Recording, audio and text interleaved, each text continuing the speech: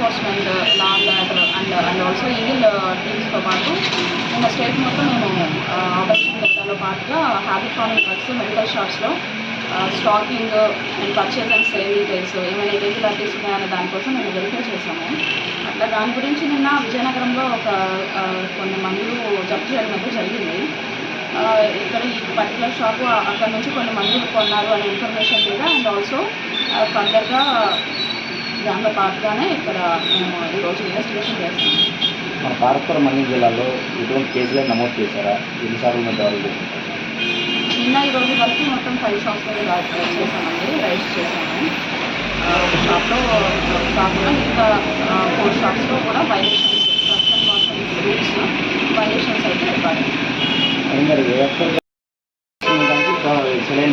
మేము లైసెన్స్ ఇచ్చేది stocking and sale of medicines కోసం అండి.